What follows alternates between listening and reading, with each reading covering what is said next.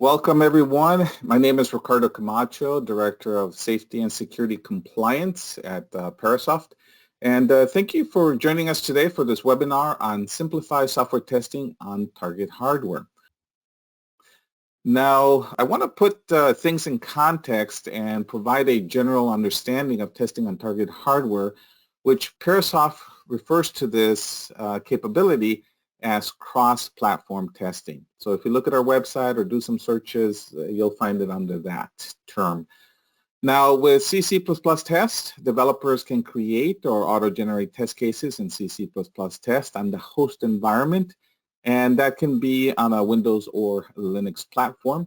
Developers can then test their applications on the host machine, and being able to test on the host is important because target hardware is generally not accessible to every developer. However, the capability of testing on target hardware is critical for compliance with safety critical industry standards in validating your functional safety and security requirements. Therefore, Parasoft provides developers the ability to create different test configurations in CC++ test that can be configured to build or cross-compile and execute the same test cases for one or more target environments. And the target can be not just an embedded hardware board, but it could also be a simulator, emulator, or another platform. So through execution on the target and also through code instrumentation, CC++ tests will verify the application's functionality, code robustness, capture test results, obtain code coverage metrics like statement, branch, and MCDC coverage. And it can also monitor the running application and detect memory problems. You will actually see this in the demo. Also, based on the target hardware, whether it has Ethernet, serial, a file system or not, test results can be saved to a file or dumped through a serial port or automatically sent to the CC++ test GUI via TCP/IP sockets. CC++ test also provides extensive facilities for debugging test cases, including support for many host debuggers. Now, we continuously support new versions of tool chains, and we always recommend that you use the latest. But we know that some of our customers may be using older versions of some of these development environments. So we continue to support these as well. All right, let's get to the demo. Now, following the demo, I will open things up for live Q&A. I will be answering your questions, but please feel free to start answering your questions in the questions dialog box at any time. Now, unfortunately, due to last-minute bandwidth issues and internet connectivity, I'm going to have to play a demo recording, slightly older than the updated demo that was planned for today. But anyways, when I transition to playing the video, you will initially see a black screen. If you don't see the presentation starting, you will need to refresh your screen or web page. And again, if you have any problems or questions, please let us know using the questions dialog box. So let's go ahead and let's get started. Thank you for joining me, and during the course of the presentation I will be showing you how C++ test can handle dynamic tests on the target, dynamic tests, that is memory analysis and unit testing, and also how you can test your application, your embedded application, using static analysis. For the purpose of this presentation, we'll be using Kale Microvision project sensor that you see on the screen right now, and Microvision evaluation board visible as a screenshot from the camera that you also see on the screen right now. I will also show you C++ test and in action and how it works. This is an application that I will be working with. The application's purpose is to have an emulated reading of the sensor, well, name it the temperature sensor, for instance, and the emulated reading will be inputted by turning the blue dial here on the bottom of the evaluation board. So let's rebuild the target files and upload them to the target device. Right now, as I reset the button, I see that the application is uploaded. However, when I turn the dial, I see no action happening, which is not what I expected. Okay, so I have an issue, I have some problem with my application here. Let's turn into C++ test and let it do its magic to find the problem for us. Now what you see on the screen is Parasoft C++ test, a comprehensive tool for all types of analysis, for unit testing, data flow analysis, coding standards analysis, application monitoring and pure code reviews, as well as some other types of testing, both on and off the target. C++ test works on the basis of test configurations. I would just like you to be on the same page as me, so that you know what I'm doing when I'm invoking tests. Test configurations are divided into three different sections. So there is a user-defined, built-in and team section, team test configurations. C++ test by default comes with a built-in test configurations, well, divided by different types of analysis that can be performed: application monitoring, code review, embedded systems specifics for a number of different embedded environments. However, you need to be aware that this is not even near to a closed full list of supported embedded environments. Well, for an up-to-date list, please visit www.parasoft.com, where the list is maintained and kept for your convenience. Then there is static analysis, unit testing, and some additional utilities. Within each of those categories, there is a bunch of different test configurations, which you can see here. Like static analysis, they are divided into different usages, different possible coding standards analysis that the users of C++ test may wish to perform. So there are MISRA guidelines for automotive community, Joint Strike Fighter for military aviation, ISO 262 also for automotive industry, and a couple of different test configurations that has a selection of existing rules, static analysis rules, which in total is around 1,500 different rules, and each of those contain a selection of that. Test configuration, well, these are static analysis test configurations, so they only have static analysis enabled, but each test configuration can have also the generation of unit tests and the execution of dynamic tests switched on. Well, static analysis has both disabled here. This is for the built-in test configurations. Built-in test configurations are read-only, so they cannot be modified in any way.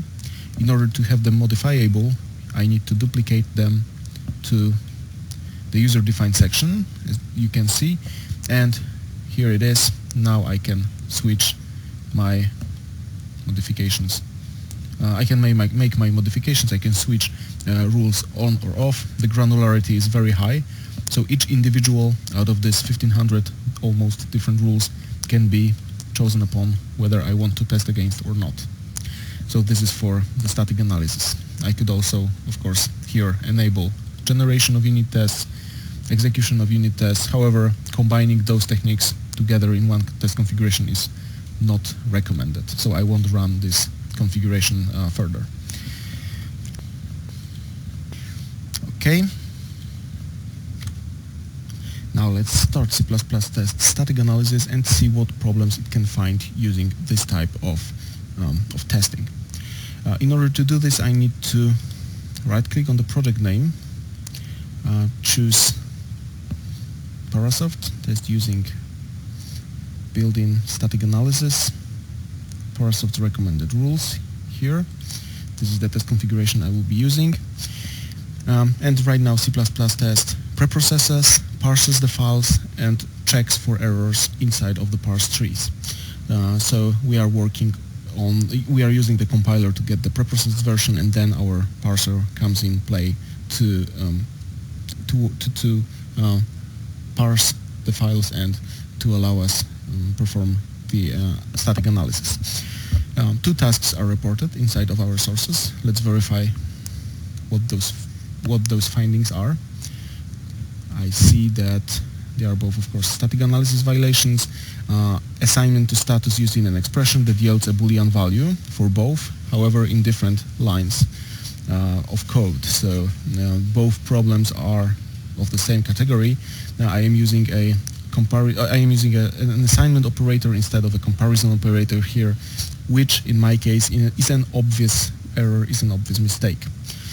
Well, in order to fix this, I need to make sure that it's a proper comparison operator. Now I save the file. And in case of the second line, it's also an error. I will fix this later on in a moment. However, I would just like to show you one more feature of static analysis that comes with the tool, that comes handy when you need to do the analysis. Of course, at any point, if you don't understand what a certain violation means, or if you have issues agreeing with it, you can also look inside of the help system, inside of the manual, and see the description, some side notes of each rule, benefits, so what you gain by following a certain guideline, an example of the violation, how to repair it, and references, so you know where you can look for the sources of this particular rule. Let's close it now. And as I was saying, this static analysis rule says that you should not use an assignment instead of the comparison operators inside of the logic statement. However, from syntactical point of view, it's perfectly fine. It's perfectly okay. You can always use this type of statement as long as you know what you are doing. So what you can do here, if you find out that you did it on purpose and you don't want this to be reported, you can right-click on the violation and choose suppress task. Here you can put on some reason, usually more meaningful than this, but well, for the purpose of the presentation this should be okay, and choose how you want to suppress it. So you have 2 or 3 options. You can have suppress locally, which means that it will be suppressed within the workspace. Suppress in the source code, meaning that it will add additional comment here. And if I was connected to the team server, I would also have the option to add the suppression to the team server. And everyone across the team that would be using the same set of sources would have this suppression in place as long as they are connected to the same team server as me. Right now I will choose suppress in the source code, so click on OK here. And as you can see, C++ test adds a little comment saying that it's a parse-soft suppression for this particular rule, for this particular reason, and in the line that the comment is added in. And it also disappeared from the task list. Now the important thing is to remember that actually C++ test does not remove this line from testing against this rule, so the violation will still be found. However, it will be suppressed, so you won't get information about this violation as you test the sources. However, it is there, and to prove it to you, I will rerun the same analysis using Parasoft test history this time, which stores previous 7 test executions, and choose Parasoft's recommended rules from here. Yeah, I want to save the changes to the file and see what are the findings here. And in the end, no tasks are reported. However, as we look at the summary, we can see that violations suppressed number is 1, despite the fact that no violations were reported. We can force C++ test quite easily to give us the information about these violations, about the suppressed violations, by using a reporting functionalities inside of C++ test. Here at this very screen, I can choose which information I want to insert into the report. Specifically, in my case, I want to insert active static analysis rules and suppressions details. These two options combined together are quite important for most of our, maybe not for most, but for many of our customers as I speak to them, as sometimes they need to prove that, first of all, they are testing against a specific set of rules, so that they need to prove that all of those rules were active during testing. Second of all, they need to prove that they are not trying to hide anything that shouldn't be there. So suppression details should also be switched on. Additionally, some other things related to either static or dynamic analysis reporting, and report format HTML, PDF or XSL custom transformates also comes in place. So now let's click on apply, OK, and generate the report here. OK. Of course, the reports can also be shared across the team using team server. So here I have my report from the static analysis, which is visible here, static analysis. Project name, statistical information about the project, authorship name, so the author that most probably committed a certain violation. In my case, as my source code is not under source code repository, the authorship information is taken from the system. So this is my nickname, and I am considered to be the author of all of the files inside of my project here.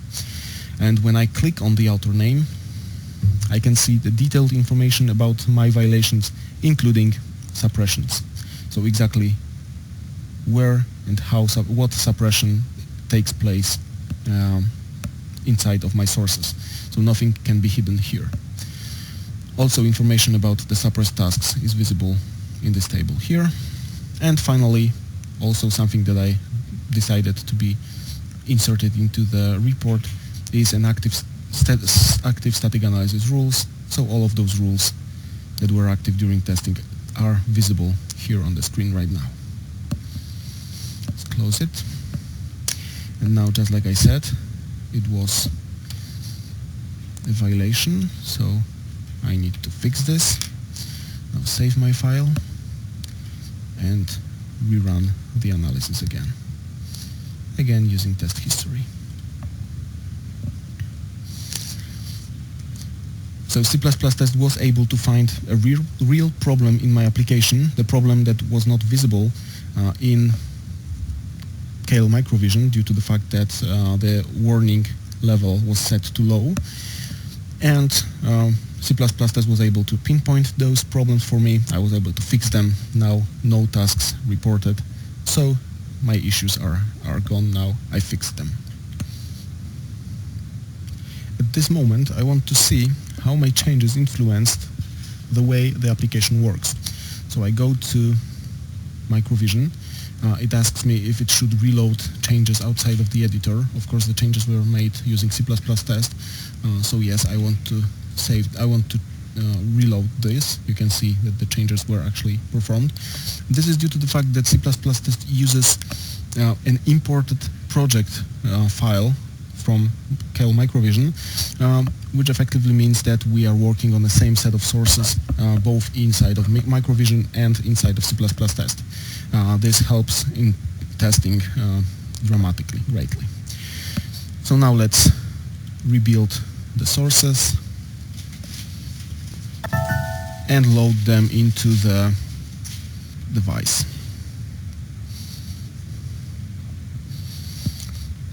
Okay, now I need to reset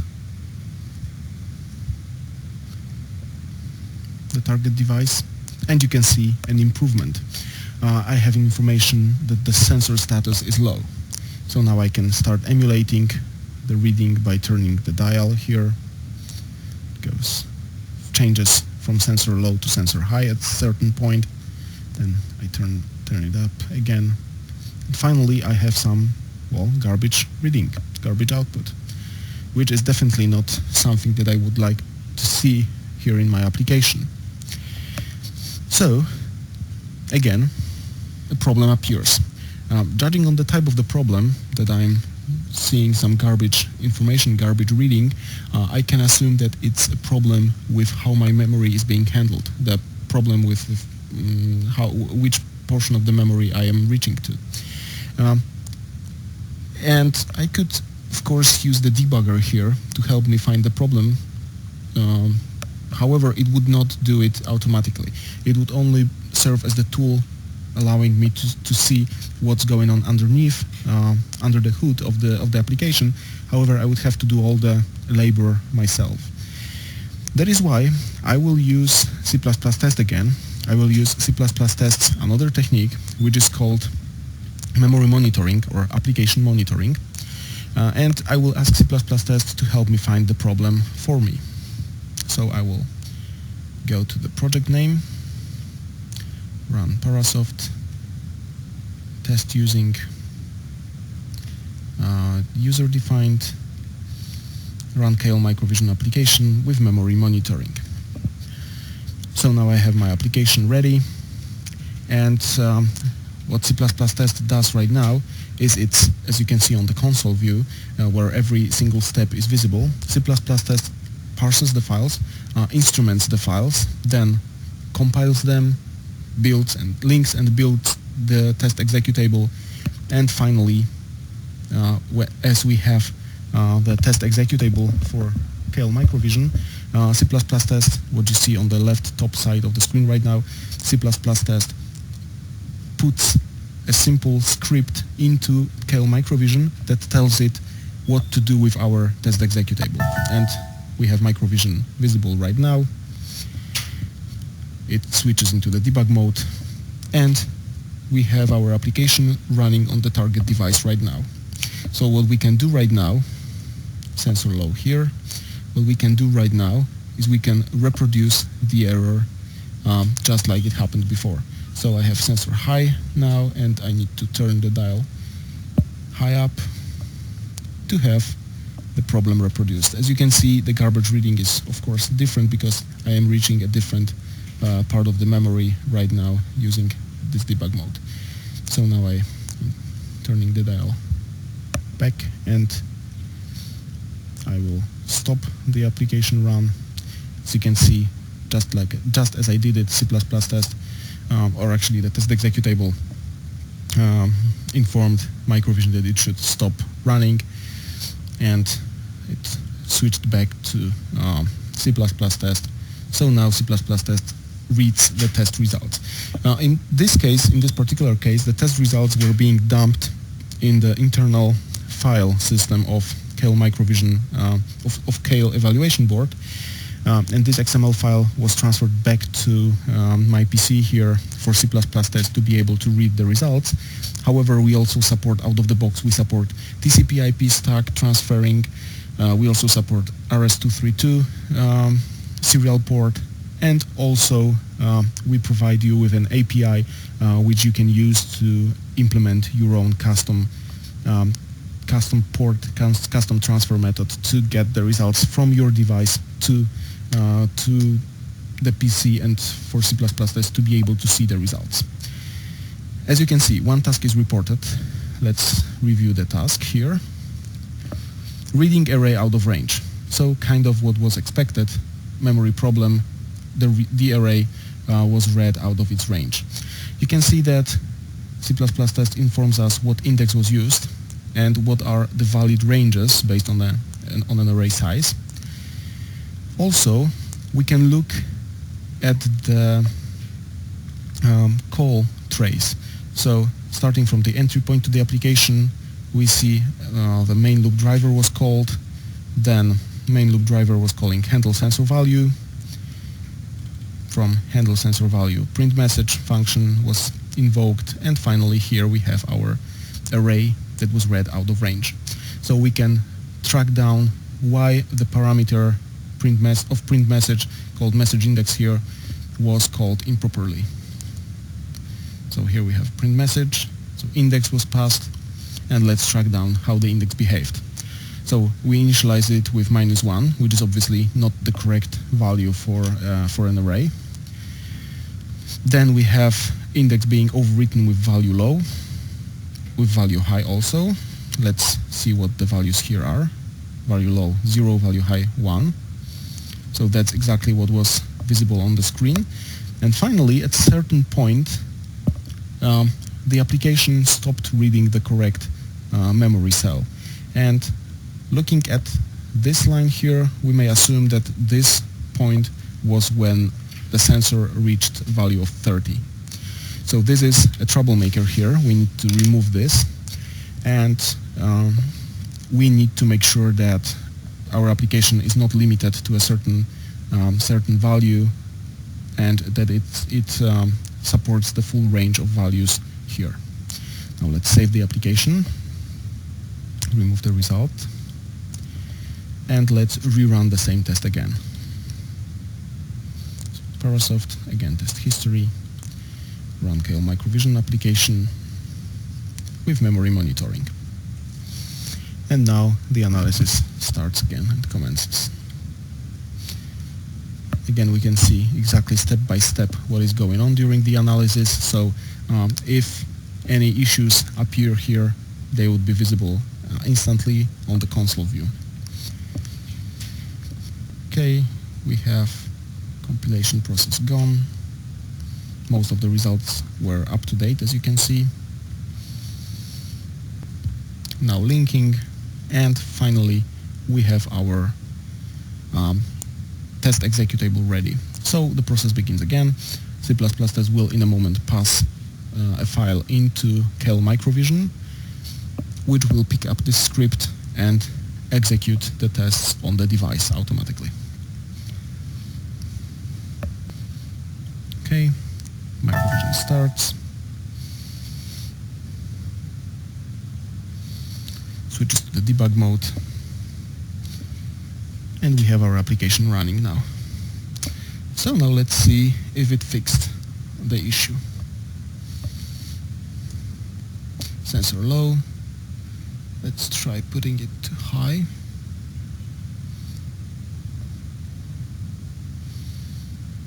Okay, it should be high now. And now we need to turn the dial all the way up, almost all the way up, to see that it's still working correctly. Even if we go all up to the limit, the application still behaves just like expected. So we were able to find the problem, memory problem, using memory analysis in C++ test. Now let's stop the analysis now, stop the project. Let's allow Microvision to stop and to hand over the control to C++ test, as you can see. And now we are looking at the test reading phase again, which should show us if there are no other memory-related problems inside of our application found during this previous run. But for now, C++ test was able to find the problem for us, pinpoint the issue, memory-related issue inside of the application, and we were able to fix this using the information provided. So now let's wait a moment. Still reading the log. And no tasks reported. So we have our application fixed from the memory problems identifiable by C++ test. What you also see on the screen right now is information about the coverage achieved from testing the application. The green lines visible in the sources are covered lines, while the red lines mean that this part of the application was not covered. Having the information about the coverage is very important, specifically for safety critical systems, where having application covered is paramount when testing the application. We can edit the information of the coverage that we will have when testing using C++ test. By default, line coverage is switched on, as you can see. However, you can have any of those switched on along with any other. So we have statement coverage, block, path, decision, simple condition coverage, and MCDC coverage as well. So all of those are visible. Also, as we are in the instrumentation features tab, what is important is this matrix here that allows you to minimize the overhead of our instrumentation over the original application. So if you don't need any of those features and you have limited space on your target device for the test executable, you can switch it off to minimize the overhead here. It's described in a manual, so please refer there for further information. Okay. No, I don't want to save anything here. And now let's take a look at the sources again. Looking at the coverage, we see that the report sensor failure function was not covered. The type of the function, even the name, report sensor failure, means that it would only be invoked when a specific sensor is reporting some failure. So it is very important to have this function covered, to have it tested, and to search for potential problems inside of this function. You can see that it is being invoked inside of the main loop driver. So we can invoke it from here and let it be executed to cover this line as well.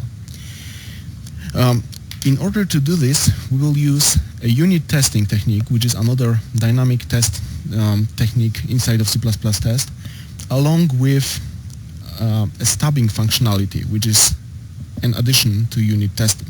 I will show it to you in a moment. So first, what we need to do is we will create a test case for the main loop driver. Before we do it, we first need to create a test suite. So let's go to Parasoft, test using built-in unit testing, generate test suites here.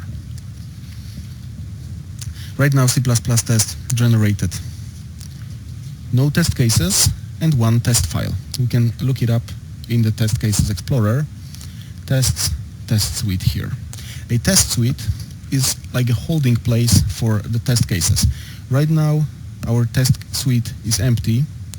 It has only two functions, setup and teardown, which serve the purpose of setting up the environment before testing, like opening a database connection and closing the resources opened using the setup phase. In order to have the test cases, we need to add it into the test suite. So we want to add the main loop driver test case here. Let's add this using add new test case using wizard. And I will add a test case for main loop driver here. So click on next. Now I have my selection of inputs and outcomes from into and from the tested function. I can change the values here, so I don't need to do any programming in order to generate the test cases out here using the wizard. Right now I will stick to the defaults and click on finish to have my test case ready. And yes, I have my test case here. I will copy the name of the test case for further reference. You will see it in a moment. And I have test main loop driver here. Each test case contains same three parts. So there is precondition initialization. In my case, as main loop driver takes no parameters, you can see that C++ test initializes global variables, messages and clock1s. Then we have a tested function call, so actual functional under testing is being invoked here. And finally, post-condition check, so assert macros, or actually in this case, placeholders for the actual assert macros. I will explain this in a moment. Okay, so that's the first part. However, if I only invoked test main loop driver, it would run main loop driver and it won't get into this function here. What I need to do is I need to force read sensor function to return a correct status value, a status equals status failed. Now let's see what status failed is. Status failed equals 1, so I need to force read sensor to return the status 1. And I can do it by using stubs. Stubs are like an alternative definitions for the functions. C++ test supports 4 types of stubs. original definition, which you can see here, that is by default whenever a definition of the function is visible. Then we have safe stub, which is automatically applied for all the functions considered potentially dangerous, like functions that work directly on your file system, reading, writing something. Then we have an auto stubs. So whenever a definition is not visible, you can ask C++ test to generate a stub automatically. It will create a very simple definition, very simple implementation of the function, and will allow you to start testing this way. And the fourth definition is user-defined stub, and that is exactly what I will be creating right now. So I have my read sensor function here, which I want to stub out. Create user stub. I can leave the file name here, so let's click on finish, and I have my function. I have my file with the stubs. So this is the stubbed version of my read sensor function.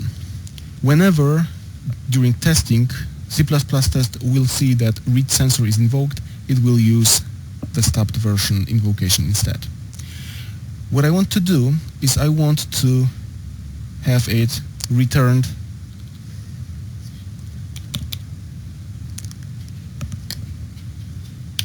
one, simply. So when I run my application, it would return with the value of 1. So now what I can do is I can save this. Now go to sensor here, and from the test cases explorer, well, from the stubs view, you can see that the original definition changed to the user definition now, so this will be invoked. And now as I go to the test cases explorer and execute the tests, we will see how the coverage increases for this, and later on how the coverage increases for the report sensor failure function. So I will go here, choose Parasoft, test using user-defined KL microvision tests with memory. I am invoking a unit test right now. However, I am also using this in combination with memory analysis. So not only the unit test is being invoked, which you will see in a moment, as C++ test will once more open microvision, but also I am checking for potential memory problems or for actual memory problems in the tested portion, in the unit test. So I am combining two techniques together to achieve best results. First of all, unit testing to increase coverage. Second of all, memory analysis to have the better results memory-wise. Okay, so it's compiling the sources now. We just need to wait a moment, of course, until it finishes.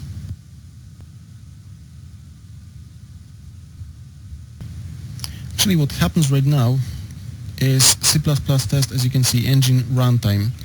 C++ test compiles the runtime part of the application. Now, this is the part that we need to be able to arrange the whole testing process. Right now, it's compiling the instrumented sources. So we need to have this to be able to orchestrate the whole testing process, to get the results to run exactly what we need to run, and so forth, so on and so forth.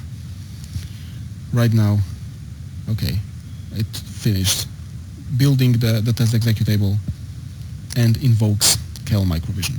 Now please observe one thing. As microvision opens, it will not require any input from us, from the user, because we are not even initializing the LCD display. You can see it's all black. We are simply running the main loop driver function and driving it to be increasing the coverage of report sensor failure. Just this purpose. So we are not running the entire application, just one unit. That's the purpose of unit testing. Okay, let's wait for microvision to commence. There you go.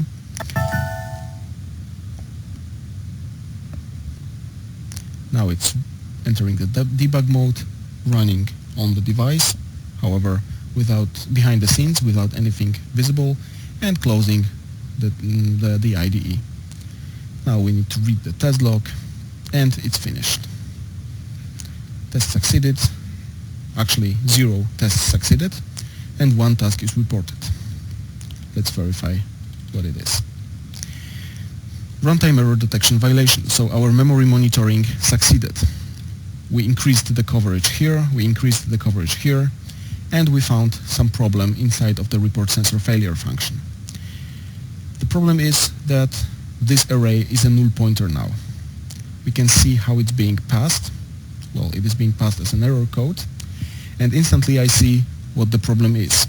Well, finalize function here is used to close the resources opened using initialize function. And it's initialize function that actually initializes the error code here. So I need to have initialize function executed first and finalize function later on. So I need to have an initialize function here. Now as I changed something and saved the code, you can see how C++ test removed the information about the coverage. That is expected, and it's done on purpose. C++ test simply, right now as I changed the structure of the code, is not able to match specific lines with specific information about the coverage. So it opts to remove the information about the coverage, not to obstruct the view for the user of C++ test. So now I fixed this, hopefully. Now let's go to the test cases explorer and rerun the same test again. So from test history, run KL Microvision memory tests. You can see that you could have seen that right now C++ test limited the number of previously run test configurations to only 3. That's because it was depending on the context I was executing, I was invoking the context menu from. Now it should take a lot faster, as most of the files are already up to date. There you go.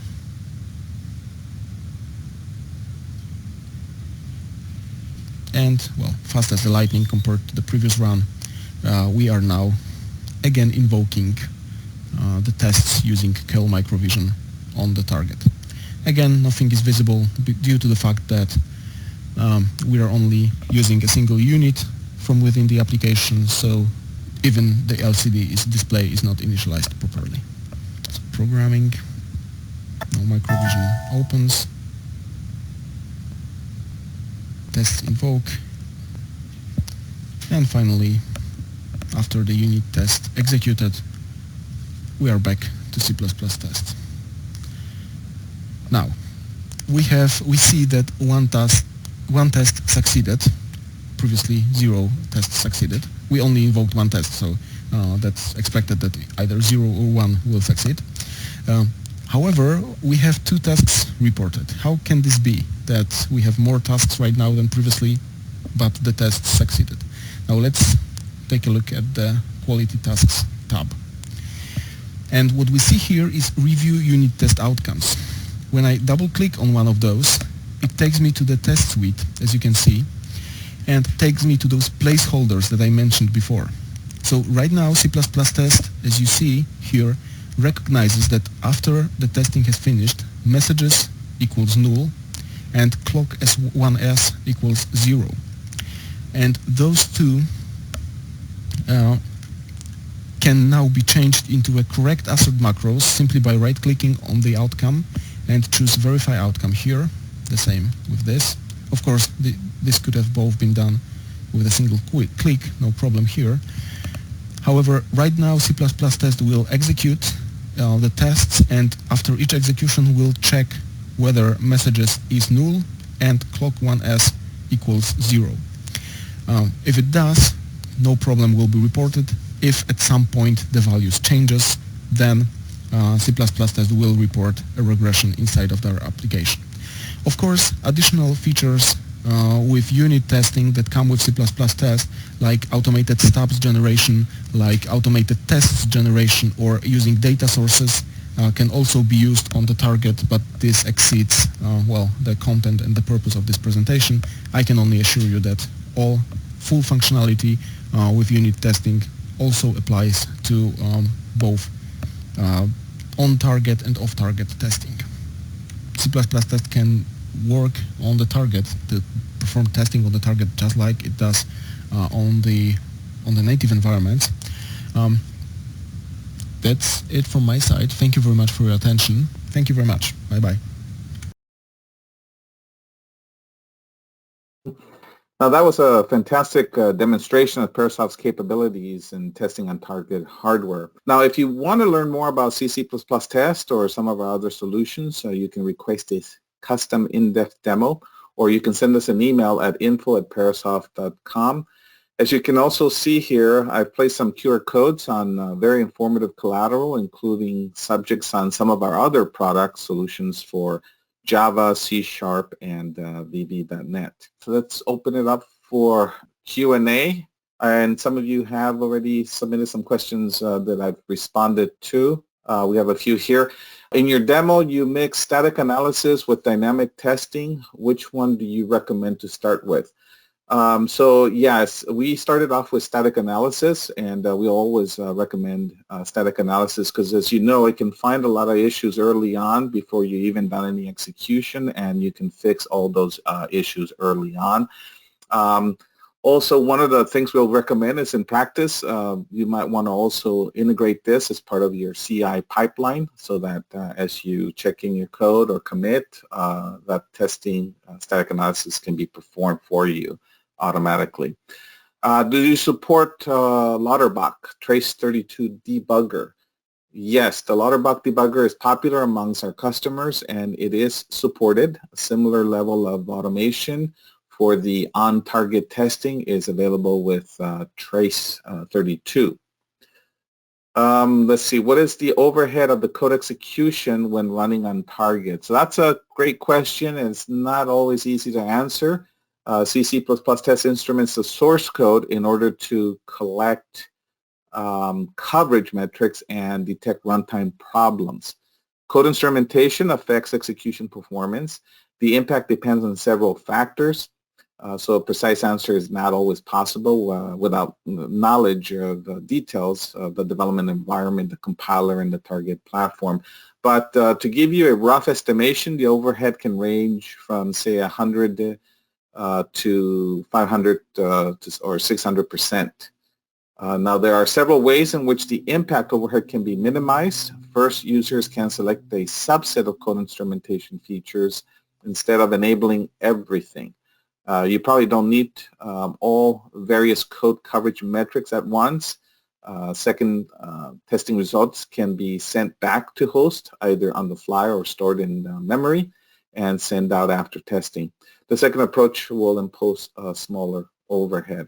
And one of the other things you can actually do is instrument part of the code or half of the code, and then run your testing, and then you can instrument the other second half, and then you can join all of the code coverage metrics together if that's another option.